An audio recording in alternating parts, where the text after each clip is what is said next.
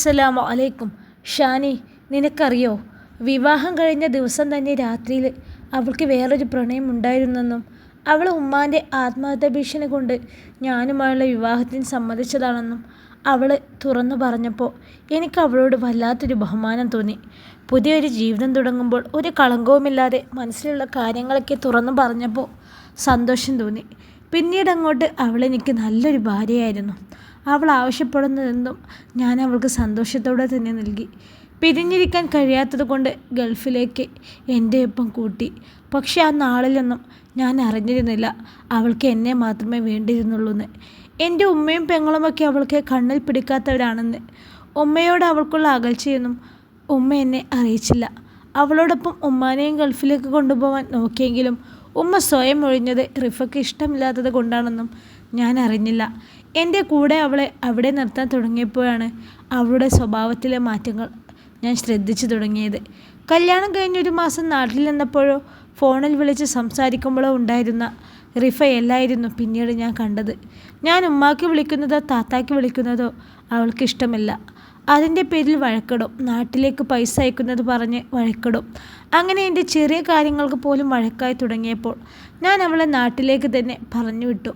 പിന്നീട് അവൾക്ക് വാശി കൂടി. എന്തു പറഞ്ഞാലും അനുസരിക്കില്ല. എല്ലാം സ്വന്തം ഇഷ്ടത്തിന് മാത്രമേ ചെയ്യൂ. അതൊക്കെയായാലും ഞാൻ പരമാവധി അഡ്ജസ്റ്റ് ചെയ്തു. അവളെ ഇഷ്ടങ്ങൾക്കൊന്നും എതിരെ നിൽക്കേണ്ടെന്ന് കരുതി അവളുടെ ഇഷ്ടത്തിന് പഠിക്കാൻ വിട്ടു. പക്ഷേ അത് അവളുടെ ആ പഴയ ബന്ധം പൊടി തട്ടിയെടുക്കാനുള്ള വഴിയായിരുന്നെന്ന് അറിയാൻ ഞാൻ വൈകിപ്പോയി. പിന്നീട് ഞാൻ നാട്ടിൽ വന്നപ്പോൾ അവൾക്ക് വിശേഷമായി. അന്നതറിഞ്ഞ് ഞാൻ ഒരുപാട് സന്തോഷിച്ചെങ്കിൽ അവൾ എന്നോട് വഴക്കിടുകയാണ് ചെയ്തത്. പഠിപ്പ് മുടക്കിയെന്നും പറഞ്ഞ് പ്രശ്നമുണ്ടാക്കി. അതിൻ്റെ സങ്കടം കൊണ്ടാകുമെന്ന് വിചാരിച്ച് ഞാൻ അവളെ സമാധാനിപ്പിക്കാൻ ശ്രമിച്ചുള്ളൂ. പിന്നീട് അവൾ ആ ദേഷ്യം കൂടുതലായും വഴക്കിട്ട് പ്രകടിപ്പിക്കാൻ തുടങ്ങി. പ്രഗ്നൻ്റ് ആയതിൻ്റെ മാറ്റമാകുമെന്ന് ഞാൻ വിചാരിച്ചു. എന്നാൽ നൂറമ്മോളെ പ്രസവിച്ച ശേഷമാണ് റിഫ ആ പഴയ ബന്ധം തുടരുന്നുണ്ടെന്ന് ഞാൻ അറിഞ്ഞത്. ഞാൻ വിളിക്കുമ്പോഴൊക്കെ അവളുടെ ഫോൺ ബിസി ആയിരിക്കും. കഴിഞ്ഞാൽ തിരിച്ചു വിളിക്കുമെന്ന് വിചാരിക്കുമ്പോൾ അങ്ങനൊരു വിളിയും എന്നില്ല. രാത്രിയിലും ബിസിയായത് കണ്ട് ഞാൻ അതിനെപ്പറ്റി ചോദിച്ചപ്പോൾ ഫ്രണ്ടാണെന്ന് പറഞ്ഞൊഴിവാകും. ദിവസവും ഇത് തുടർന്നപ്പോൾ രാത്രിയിൽ വിളിക്കുന്ന ആ ഫ്രണ്ട് ഏതാണെന്ന് കണ്ടുപിടിക്കണമെന്ന് ഞാൻ തീരുമാനിച്ചു. അങ്ങനെയാണ് എനിക്ക് വേണ്ടപ്പെട്ട ഒരു ഫ്രണ്ട് വഴി റിഫയുടെ നമ്പറിലേക്ക് രാത്രിയിൽ വരുന്ന കോൾ ലിസ്റ്റ് എടുക്കാനും അത് ആരുടെ നമ്പറാണെന്ന് അന്വേഷിക്കാനും ഞാൻ ആളെ ഏർപ്പാടാക്കിയത്. അങ്ങനെ അവൾ എന്നോട് പറഞ്ഞ വിവാഹത്തിന് മുന്നേ പ്രണയം ഉണ്ടായിരുന്നവൻ തന്നെയാണ് അതെന്ന് ഞാൻ അറിഞ്ഞു. അന്നതറിഞ്ഞപ്പോൾ ഞാൻ തകർന്നു പോയി. ആരോടും ഒന്നും തുറന്നു പറയാൻ പറ്റാതെ ഞാൻ ആ സങ്കടം എൻ്റെ ഉള്ളിൽ തന്നെ മൂടിവെച്ചു. എൻ്റെ കുഞ്ഞിനെ ഓർത്തു മാത്രം. പിന്നീട് അവൾക്ക് ഞാൻ ആവശ്യമില്ലാതെ പൈസ അയച്ചു കൊടുക്കുന്നത് നിർത്തി. വീട്ടിലേക്ക് പോകാൻ നിർബന്ധിച്ചു. അവൾ എന്തൊക്കെ പറഞ്ഞ് വഴക്കിട്ടാലും ഞാൻ അറിഞ്ഞ കാര്യങ്ങളെപ്പറ്റി ഫോണിലൂടെ അവളോടൊന്നും ചോദിക്കേണ്ടെന്ന് കരുതി. എല്ലാം നേരിട്ട് കണ്ടു പറയാമെന്ന് വിചാരിച്ച് ഞാൻ ഗൾഫിലെ ജോലി ഒഴിവാക്കി നാട്ടിലേക്ക് വരാൻ തീരുമാനിച്ചു. നാട്ടിൽ വന്ന് അവളെ പറഞ്ഞു മനസ്സിലാക്കി പുതിയൊരു ജീവിതം തുടങ്ങാമെന്നൊക്കെ കരുതി. പക്ഷേ ഞാൻ ജോലി ഉപേക്ഷിച്ച് നാട്ടിൽ സെറ്റാകാൻ വരുന്നതാണെന്ന് അറിഞ്ഞപ്പോൾ ഇനിയും അവൾ വിചാരിക്കുന്ന പോലെ പണം കിട്ടില്ലെന്ന് മനസ്സിലാക്കി. അതുവരെ അവൾ എൻ്റെ കയ്യിൽ നിന്നും ഉണ്ടാക്കിയെടുത്ത സമ്പാദ്യവും അവളുടെ സ്വർണവും ഒക്കെ എടുത്ത് പ്രസവിച്ച കുഞ്ഞിനെ പോലും ഉപേക്ഷിച്ച് എൻ്റെ പ്രതീക്ഷകളെല്ലാം തകർത്ത് സ്വന്തം സുഖം തേടി വേറെ ഒരുത്തിനൊപ്പം പോയി. അത്രയും പറഞ്ഞു നിർത്തുമ്പോൾ ഷാനിയിലുള്ള നജീബിൻ്റെ പിടുത്തം മുറുകി. അവളുടെ മുഖത്തേക്കിറ്റുവന്ന കണ്ണുനീർത്തുള്ളികളാണ് അവൻ കരയുകയാണെന്ന് അവൾക്ക് മനസ്സിലാക്കി കൊടുത്തത്. ഒരു നെട്ടലോടെയാണ് അവൾ അവനിൽ നിന്നും അടർന്നു മാറിയത്. ആദ്യമായി നിറഞ്ഞ കണ്ണുകളോടെ അവനെ കണ്ടപ്പോൾ ഷാനിക്ക് സഹിക്കാനാവുന്നില്ലായിരുന്നു. അവളൊരു കുഞ്ഞിനെ പോലെ അവൾ മാറിലേക്ക് അണച്ചു പിടിച്ചു. അവളുടെ അരിയിലൂടെ ചുറ്റിപ്പിടിച്ചുകൊണ്ട് അവൻ ഉള്ളിലുള്ള സങ്കടങ്ങളെല്ലാം കരഞ്ഞു തീർത്തു. വർഷങ്ങളായി ഉള്ളിൽ കൊണ്ട് നടക്കുന്നതൊക്കെ ഒരാളോടെങ്കിലും തുറന്നു പറഞ്ഞപ്പോൾ മനസ്സിന് വല്ലാത്തൊരു സമാധാനം കിട്ടുന്നതവൻ അറിഞ്ഞു. എത്രയും നേരം അവർ ആ ഇരിപ്പ് തുടർന്നു. ജീവനെ പോലെ സ്നേഹിച്ച പെണ്ണ് ചതച്ചെന്നറിഞ്ഞപ്പോൾ എനിക്ക് സഹിക്കാൻ കഴിഞ്ഞില്ല. നാട്ടിലേക്ക് എത്തിയപ്പോൾ ഒരുപാട് പ്രതീക്ഷയോടെ കാണാൻ കൊതിച്ചിരുന്ന എൻ്റെ കുഞ്ഞിൻ്റെ മുഖം കണ്ടൊന്ന് സന്തോഷിക്കാൻ പോലും എനിക്ക് കഴിഞ്ഞില്ല. കോടതിയിൽ വെച്ചവൾ എല്ലാ രീതിയിലും ബന്ധം തീർത്തു പോകുമ്പോൾ ഞാൻ ഉറപ്പിച്ചതാ, ഇനിയൊരു പെണ്ണ് എൻ്റെ ജീവിതത്തിൽ വേണ്ടെന്ന്. എൻ്റെ മോൾക്ക് വേണ്ടി ഇനിയുള്ള ജീവിതം മാറ്റിവെക്കണമെന്ന്. പക്ഷെ അതിന് കഴിഞ്ഞില്ല. നിന്നെ എനിക്ക് എൻ്റെ ജീവിതത്തിലേക്ക് കൊണ്ടുവരേണ്ടി വന്നു. എന്നാൽ ഈ നിമിഷം ഞാൻ പലരുടെയും നിർബന്ധം കൊണ്ടാണെങ്കിലും എടുത്ത തീരുമാനം എന്തുകൊണ്ട് നന്നായിരുന്നു എന്ന് വിചാരിക്കുകയാണ്. എനിക്കിപ്പോൾ ജീവിക്കാൻ തോന്നുന്നു ഷാനി. മുന്നേ എൻ്റെ മോളുടെ മുഖം കാണുമ്പോഴൊക്കെ എൻ്റെ ഉള്ളിലുണ്ടായിരുന്ന നീറ്റിൽ ഇപ്പോൾ ഇല്ല. ഇപ്പോൾ ഞാൻ സന്തോഷവാനാണ്. അതിന് കാരണക്കാരി നീയാണ്. നമുക്ക് ജീവിക്കാം സന്തോഷത്തോടെ. നിൻ്റെയും എൻ്റെയും കഴിഞ്ഞു പോയ ജീവിതത്തിൻ്റെ വേദനിപ്പിക്കുന്ന ഓർമ്മകളൊക്കെയും മറന്നുകൊണ്ട്. നജീബ് അവളിൽ നിന്നും വിട്ട് അവളുടെ മുഖം കൈക്കുമ്പിളിൽ എടുത്തുകൊണ്ട് പറഞ്ഞപ്പോൾ ഷാനിയുടെ കണ്ണുകൾ സന്തോഷത്താൽ നിറഞ്ഞു. അന്നത്തെ രാത്രി നജീബിൻ്റെ നെഞ്ചോട് ചേർന്ന് അവൻ്റെ ഹൃദയതാളം കേട്ടുകൊണ്ടാണ് അവൾ ഉറങ്ങിയത്. പിന്നീട് അങ്ങോട്ട് അവൻ്റെ നെഞ്ചിൽ ചേർന്നുകൊണ്ട് തന്നെയാണ് അവൾ ഉറങ്ങിയിരുന്നത്.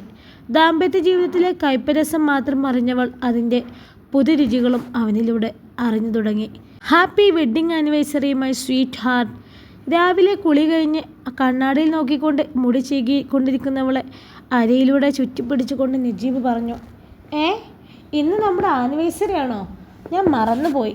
ഷാനി ഡേറ്റ് ഓർത്തുകൊണ്ട് അവൻക്ക് നേരെ തിരിഞ്ഞുകൊണ്ട് നിരാശയോടെ പറഞ്ഞു, മറന്നത് ഓർമ്മിപ്പിക്കാനല്ലടി ഞാനിവിടെ ഉള്ളത്.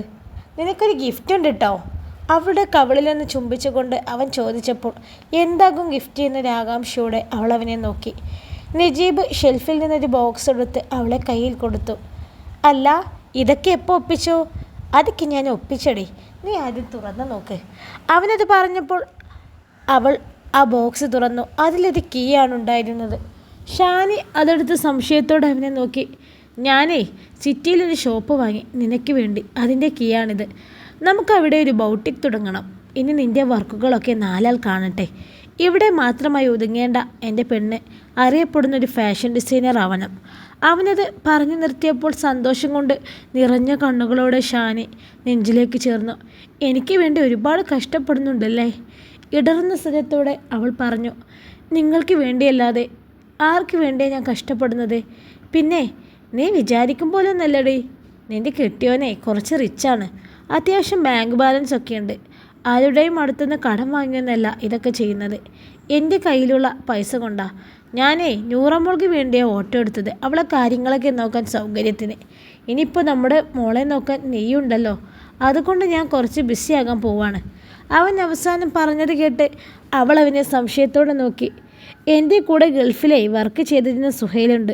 അവന് നാട്ടിലൊരു ബിസിനസ് തുടങ്ങണമെന്ന് പറഞ്ഞു. എന്നോട് പാർട്ണറാവാൻ പറ്റുമോ ചോദിച്ചു. അന്വേഷിച്ചപ്പോൾ കുഴപ്പമൊന്നുമില്ല, ഞാൻ ഓക്കെ പറഞ്ഞു. ഇവിടെ അടുത്ത് തന്നെ ആവുള്ളൂ, അതുകൊണ്ട് വേറെ പ്രശ്നമൊന്നും ഉണ്ടാവില്ല. ഷാനിയെ ചേർത്ത് പിടിച്ചുകൊണ്ട് അവൻ പറഞ്ഞു. ഉമ്മാനോട് ഇതൊക്കെ പറഞ്ഞോ? ഇതൊക്കെ സർപ്രൈസ് അല്ലായിരുന്നോ?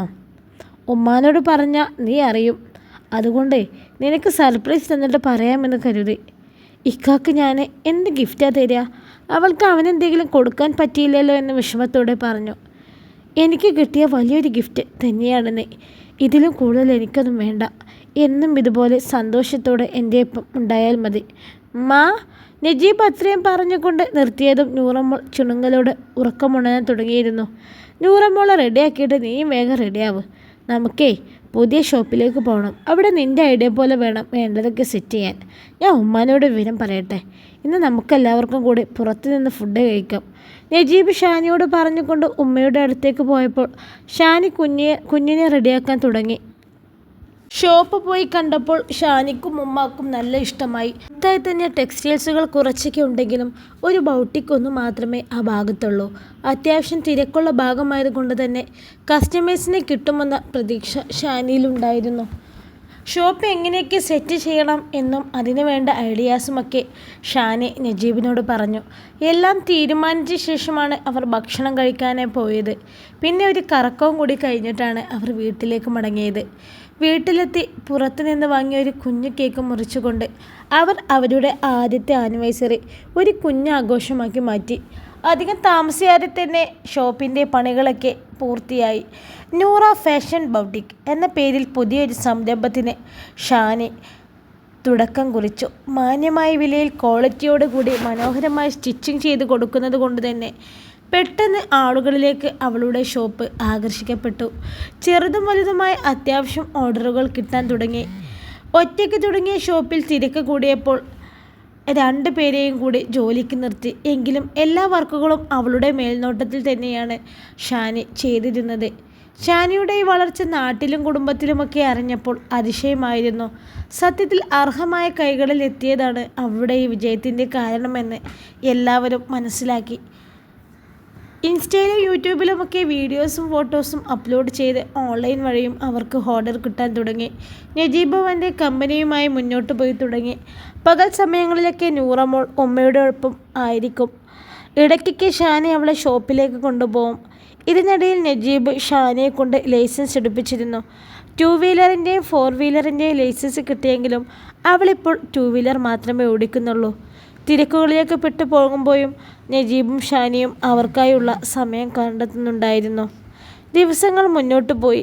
ഷാഫിയുടെ കല്യാണം ഉറപ്പിച്ചു. നിക്കാഹിൻ്റെ ബ്രൈഡൽ ലെഹങ്ക ഡിസൈൻ ചെയ്തത് ഷാനിയായിരുന്നു. അത് ഇൻസ്റ്റയിൽ വൈറലായതോടെ വെഡ്ഡിംഗ് ഓർഡർ കൂടുതൽ കിട്ടാൻ തുടങ്ങി. ഒറ്റമുറി ഷോപ്പിൽ തുടങ്ങിയ സംരംഭം 1 വർഷത്തിനുള്ളിൽ വിശാലമായ ഷോറൂമാക്കി മാറ്റി. ജോലിക്കാരുടെ എണ്ണം വർദ്ധിപ്പിച്ചു. Hello madam. ഷോപ്പിൽ എംപ്ലോയീസിന് ഡൗട്ട് ക്ലിയർ ചെയ്ത് കൊടുക്കുന്നതിനിടയിൽ പരിചയമുള്ള ശബ്ദം കേട്ട് ഷാനി തിരിഞ്ഞു നോക്കി. നിറഞ്ഞ ചിരിയോടെ തന്നെ നോക്കി നിൽക്കുന്ന തൻ്റെ പ്രിയപ്പെട്ട കൂട്ടുകാരി ഹിമയെ കണ്ടതും സന്തോഷത്താൽ ഷാനിയുടെ കണ്ണുകൾ വിടർന്നു. ഒരേ ഡ്രസ്സ് ഡിസൈൻ ചെയ്യിക്കാനായിരുന്നോ? മേഡം ഫ്രീ ആണോ? കളിയോടെ അവൾ ചോദിച്ചതും ഷാനി ഓടിച്ചെന്ന് അവളെ ഉറക്കെ പുണർന്നു. ഹിമയും അവളെ തിരികെ പുണർന്നു. എത്ര നാളായിട്ട് നിന്നെ കണ്ടിട്ട്. അന്ന് എൻഗേജ്മെൻറ്റ് കഴിഞ്ഞതിന് ശേഷം നേരിൽ കാണാൻ പറ്റിയില്ലല്ലോ. ഷാനി അവളിൽ നിന്നും അകന്നു മാറി മൊത്തത്തിൽ നിന്ന് നോക്കിക്കൊണ്ട് പറഞ്ഞു. ഷാനിയുടെ വിവാഹത്തിന് മുമ്പേ തന്നെ ഹിമയുടെ എൻഗേജ്മെൻറ്റ് കഴിഞ്ഞിരുന്നു. പഠിത്തവും ജോലിയൊക്കെ കൂടി തിരക്കിൽ പെട്ടതല്ലേ മോളെ. പിന്നെ നേരിൽ കാണാൻ പറ്റൂലെങ്കിലും ഞാൻ നിന്നെ ഇടയ്ക്ക് വീഡിയോ കോൾ ചെയ്തിരുന്നില്ലേ. ഇപ്പോൾ കുറച്ചായി നീയും തിരക്കിലായതുകൊണ്ടല്ലേ അതിനും പറ്റിയതായത്. അതൊക്കെ പോട്ടെ, എന്താ നിൻ്റെ വിശേഷങ്ങൾ? എവിടെ നിൻ്റെ കൊച്ചു സുന്ദരി പെണ്ണ്? വീഡിയോ കോളിൽ അവളെ കാണുമ്പോൾ നേരിൽ കാണാൻ എനിക്ക് കൊതിയാവുകയായിരുന്നു. മോള് വീട്ടിലാ? നമുക്കൊരു അരമണിക്കൂറിനുള്ളിലേ വീട്ടിൽ പോവാം. എനിക്കിവിടെ കുറച്ച് പണി കൂടിയുണ്ട്. അതുവരെ നമുക്ക് ബാക്കി വിശേഷങ്ങൾ പറയാം. ഷാനി അവളോട് സംസാരിക്കുന്നതോടൊപ്പം അവളുടെ വർക്കിലും ശ്രദ്ധിക്കുന്നുണ്ടായിരുന്നു. പിന്നെ ഞാനൊരു വിശേഷം പറയാൻ തന്നെ വന്നത്. എൻ്റെ മാരേജിൻ്റെ ഡേറ്റ് ഉറപ്പിച്ചു, നവംബർ 20. എൻ്റെ മാരേജിനുള്ള ഡ്രസ്സ് മൊത്തം നിന്നെക്കൊണ്ട് ഡിസൈൻ ചെയ്യിപ്പിക്കണമെന്നാണ് എൻ്റെ ആഗ്രഹം. ഞാനിത് നിതിനേട്ടനോട് പറഞ്ഞപ്പോൾ ആൾക്കും സന്തോഷം. പിന്നെ ഫോണിലൊക്കെ നിൻ്റെ വർക്കുകളൊക്കെ കാണുന്നല്ലേ. ആളൊക്കെ പറഞ്ഞപ്പോൾ വൈകിക്കേണ്ടെന്ന് കരുതി ലീവ് ഒപ്പിച്ച് പോന്നതാ. നിനക്ക് ഒരുപാട് വർക്കുള്ളതല്ലേ, അതുകൊണ്ട് കുറച്ച് നേരത്തെ തന്നെ എല്ലാം സെറ്റാക്കാമെന്ന് വിചാരിച്ചു. ഷാനിക്ക് അത് കേട്ടപ്പോൾ സന്തോഷമായി. എത്ര വർക്കുണ്ടെങ്കിലും നിനക്ക് വേണ്ടി ഞാൻ എന്തും ചെയ്തു തരും, പ്രത്യേകിച്ച് നിൻ്റെ കല്യാണത്തിൻ്റെ. അവളെ ചേർത്ത് പിടിച്ചുകൊണ്ട് ഷാനി പറഞ്ഞു. ഇപ്പോൾ നിനക്ക് സുഖമാണോ എന്ന് ഞാൻ ചോദിക്കുന്നില്ല. കാരണം നിൻ്റെ സന്തോഷം നിൻ്റെ മുഖത്ത് കാണുന്നുണ്ട്. നിന്നെ ഇങ്ങനെ കാണാനായിരുന്നടി ഞാൻ ആഗ്രഹിച്ചത്. നീ നിൻ്റെ സ്വപ്നങ്ങൾ നിറവേറ്റി ജീവിത വിജയം കൈവരിച്ച് നിൽക്കുന്നത് കാണുമ്പോൾ എനിക്ക് എത്ര സന്തോഷം തോന്നുന്നുണ്ടെന്നറിയോ. സുരക്ഷിതമായ കൈകളിലാണ് നീ എത്തിച്ചേർന്നത്. അല്ലെങ്കിലും ദൈവം ഒരു മനുഷ്യനെ എപ്പോഴും പരീക്ഷിക്കില്ലല്ലോ. നിൻ്റെ ജീവിതത്തിൽ പരീക്ഷണമൊക്കെ കഴിഞ്ഞു. ഇനി നിനക്ക് സന്തോഷവും സമാധാനവും നിറഞ്ഞ ജീവിതമാണ് ദൈവം വിധിച്ചിരിക്കുന്നത്. ഇനിയും ഒരുപാട് ഉയരങ്ങളിലെത്തണം. ഹിമ അത്രയും പറഞ്ഞുകൊണ്ട് ഷാനിയുടെ നെറ്റിയിൽ ചുംബിച്ചു. സന്തോഷം കൊണ്ട് ഷാനിയുടെ കണ്ണൊക്കെ നിറഞ്ഞു. നീ ഇവിടെ വരെ എത്തിയതിലുള്ള ക്രെഡിറ്റ് മുത്തേ ഞാൻ നിന്നെ നജീബ് കാക്ക കൊടുക്കുന്നത്. ആളെ ഒന്ന് കാണാൻ പറ്റുമോ? എൻ്റെ ചങ്കിനെ എങ്ങനെ ആക്കിയെടുത്തതിൽ നേരിട്ടൊരു നന്ദി പറയാനാ. ഞാൻ ഇക്കാക്കി വിളിക്കട്ടെ, നമ്മൾ വീട്ടിലേക്ക് പോകാം, ആളങ്ങോട്ട് വന്നോളും. ഷാനിയുടെ തോളിലൂടെ കൈ ഇട്ടുകൊണ്ട് ഒരു താളത്തിലൂടെ ഹിമ പറഞ്ഞപ്പോൾ ചിരിയോടെ അവളുടെ കവിളിൽ നുള്ളിക്കൊണ്ട് അവൾക്കുള്ള മറുപടിയും കൊടുത്ത ശേഷം ഷാനി ഫോണെടുത്ത് നജീബിനെ വിളിച്ചു. ശേഷം ഹിമയുമായി വീട്ടിലേക്ക് തിരിച്ചു. ഷാനിയുടെ വണ്ടി വീട്ടുമുറ്റത്ത് വന്ന് നിർത്തിയതും ശബ്ദം കേട്ട് നൂറമ്മോൾ അകത്തു നിന്നും പുറത്തേക്ക് വന്നു. ഉമ്മീ. അവളെ കണ്ടതും ആ കുഞ്ഞ് കൈ വിടർത്തിക്കൊണ്ട് അവൾക്കരികിലേക്ക് ഓടി വന്നു. ഷാനി അവളെ വാരിയെടുത്തുകൊണ്ട് അമർത്തി മുത്തി. ഉമ്മിയുടെ പൊന്ന് മാമൻ തിന്നോ? അവളെ കൊഞ്ചിച്ചുകൊണ്ട് ഷാനി ചോദിച്ചപ്പോൾ തങ്ങളെ നോക്കി ചിരിയോടെ നിൽക്കുന്ന ഹിമയെ നോക്കിക്കൊണ്ട് അവളൊന്ന് മൂളി. പെണ്ണിനെ പരിചയമില്ലാത്തവരെ കാണുമ്പോൾ മിണ്ടാൻ നല്ല മടിയാ. ഞങ്ങൾ മാത്രമേ ഇപ്പോൾ വാ അടക്കാതെ എന്തൊക്കെയോ പറഞ്ഞുകൊണ്ടിരിക്കും. ഹിമയെ നോക്കി ഷാനിയുടെ തോളിലേക്ക് ചാഞ്ഞവളെ കണ്ട് ഷാനി ഹിമയോട് പറഞ്ഞു. നൂറമ്മോളെ, നീ ആൻറ്റിയെ മറന്നോ? ഇങ്ങോട്ട് നോക്കി, ഞാൻ കുഞ്ഞിന് ചോക്ലേറ്റ്സ് ഒക്കെ കൊടുത്തിട്ടുണ്ടല്ലോ, നോക്ക്. ഇമ കുഞ്ഞിനെ കൊഞ്ചിച്ചുകൊണ്ട് ബാഗിൽ നിന്ന് ചോക്ലേറ്റ് എടുത്ത് കാണിച്ചുകൊണ്ട് പറഞ്ഞു നോക്കിയെങ്കിലും അവളൊരു മൈൻഡും ഇല്ലായിരുന്നു. നോക്ക് പിന്നെ, ഇതാരാ? ഈ ആൻറ്റിയെ കണ്ടിട്ടുണ്ടോ മോള്? നമ്മൾ ഫോണിൽ കണ്ടില്ലേ ഇമ ആൻറ്റി? ഷാനി അവളെ ഇമക്ക് നേരെ തിരിച്ചുകൊണ്ട് കുഞ്ഞിനോടായി ചോദിച്ചപ്പോൾ പരിചയമില്ലാത്തതുപോലെ അവൾ വീണ്ടും ഷാനിയുടെ തോളിലേക്ക് തന്നെ ഇടാനു. കുറച്ച് കഴിഞ്ഞ് സെറ്റാവും. ആദ്യമായി നേരിൽ കണ്ടതിൻ്റെയാണ്. ഫോണിലൂടെ കണ്ടിട്ട് കുറച്ചായില്ലേ, നീ അകത്തേക്ക് വാ.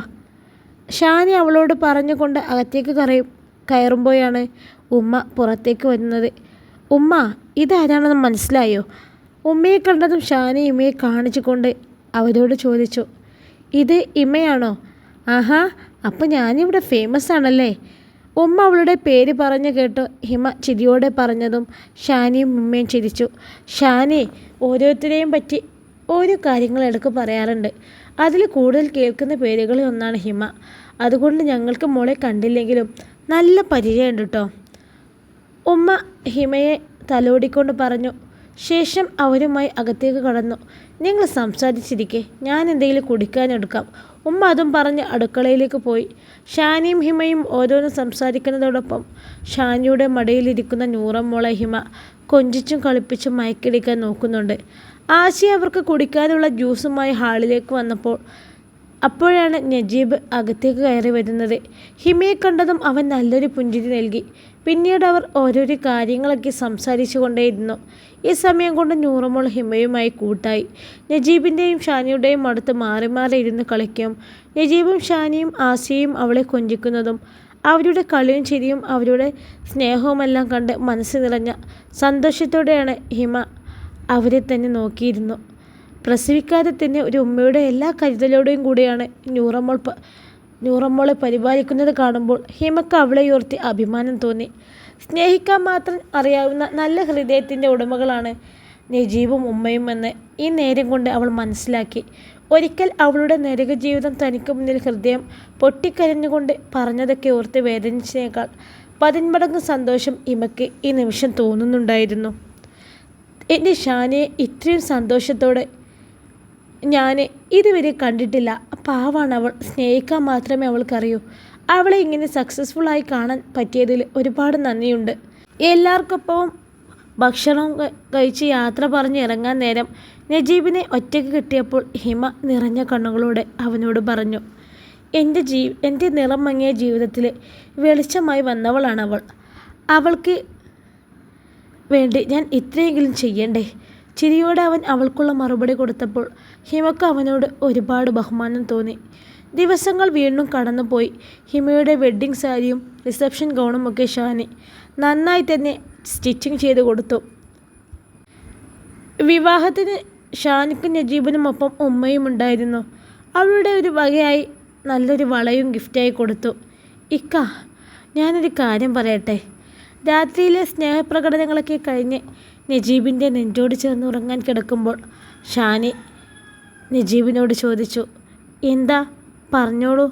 അവളുടെ നെറുകിൽ തലോടിക്കൊണ്ട് അവനൊരു താളത്തിൽ പറഞ്ഞു.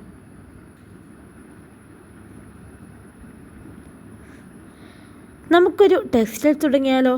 ഇപ്പോൾ നമ്മുടെ ഷോപ്പിൽ 7 സ്റ്റാഫുകളുണ്ടല്ലോ. അവിടെ കുറച്ചുകൂടി സ്റ്റാഫുകളെ വെച്ചുകൊണ്ട് ആ ഷോപ്പ് പ്രൊഡക്ഷൻ യൂണിറ്റ് മാത്രമാക്കാം. എന്നിട്ട് സ്റ്റിച്ച് ചെയ്യുന്ന ഡ്രസ്സൊക്കെ പുതിയ ഷോപ്പിലൂടെ സെയിൽ ചെയ്യാം.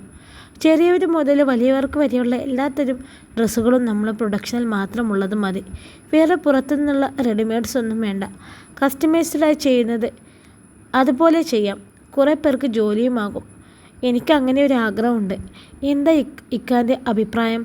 നിനക്ക് അങ്ങനെ ഒരു ആഗ്രഹം ഉണ്ടെങ്കിൽ നമുക്ക് നടത്താം. ഞാൻ അതിന് പറ്റിയൊരു ഷോപ്പ് കിട്ടുമെന്ന് നോക്കട്ടെ കേട്ടോ. ഇപ്പം എൻ്റെ മോള് സമാധാനമായി കിടന്നുറങ്ങ്. നജീബ് അങ്ങനെ പറഞ്ഞപ്പോൾ സന്തോഷത്തോടു കൂടി അവൾ ഒന്നുകൂടി അവനിലേക്ക് ചേർന്ന് കിടന്നു. കുറച്ച് ദിവസങ്ങൾ കഴിഞ്ഞപ്പോൾ തന്നെ നജീബ് ഒരു ഷോപ്പ് അന്വേഷിച്ച് കണ്ടെത്തി. ചങ്ങരംകുളം ജംഗ്ഷനിൽ തന്നെയാണ് ഷോപ്പ് വരുന്നത്. അതൊരു ടെക്സ്റ്റൈൽസ് തന്നെയാണ്. അതുകൊണ്ട് ഇൻറ്റീരിയൽ വർക്കും മറ്റുമൊന്നും ചെയ്യേണ്ടി വരില്ല.